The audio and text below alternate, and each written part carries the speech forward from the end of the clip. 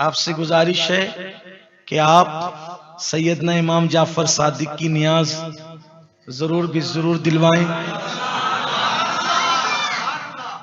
امام کی وصال یا پیدائش یا شہادت کسی بھی دن ہو، نیاز دلانے کے لیے کوئی دن متعین نہیں ہے نا؟ نیاز دلانے کوئی دن متعین نہیں ہے، کسی بھی دن نیاز دلا سکتے ہیں، اور اگر شہادت کے دن دلائیں تو زیادہ بہتر ہے، لیکن 22 تاریخ کو بھی جو دلاتے ہیں وہ کوئی غلط نہیں ہے، اور اس دن بھی دلایا جا سکتا ہے۔ جو لوگ شدت کرتے ہیں کہ نہیں اسی دن دلاؤ اسی دن دلاؤ، ایسا بالکل نہیں ہے۔ 22 رجب کو ہمارے یہاں فاتحہ دلائی جاتی ہے، وہ بالکل دلائی جانا چاہیے۔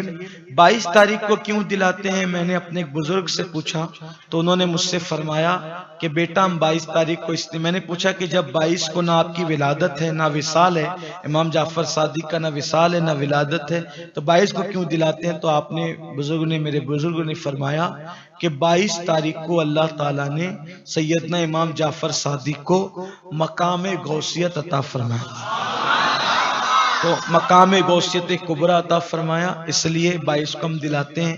اور حضور تاج الشریعہ علامہ اختر رضا خان صاحب کی بلا زری میاں رحمت اللہ علیہ جب حیات تھے تو لوگوں نے آپ سے پوچھا کہ 22 تاریخ کو امام جعفر صادق کی نیاز دلاتے ہیں تو اس دن روافظ بھی جو ہے وہ یعنی کہ خوشی کرتے وغیرہ وغیرہ کچھ انہوں نے اس طرح سے کہا، تو آپ نے فرمایا کہ ہمارا جو وہ ایسی کوئی نیت نہیں ہوتی جو ان کی نیت ہوتی، اور انما الاعمال بالنیات، عمل کا دار و مدار نیتوں پر ہے۔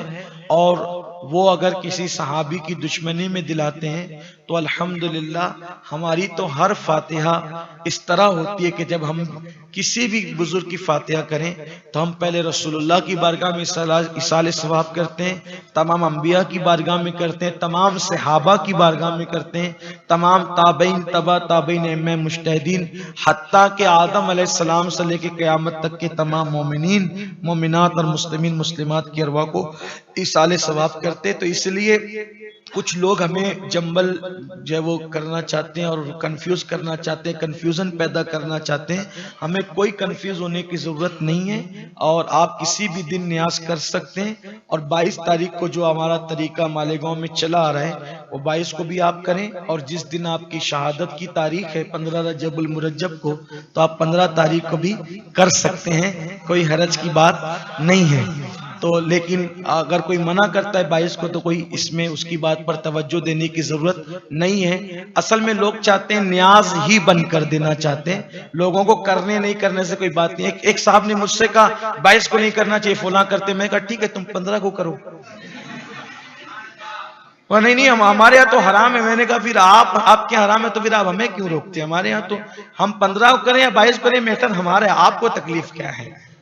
تو آپ ہمیں روکنے کی کوشش نہ کریں، ہم کریں۔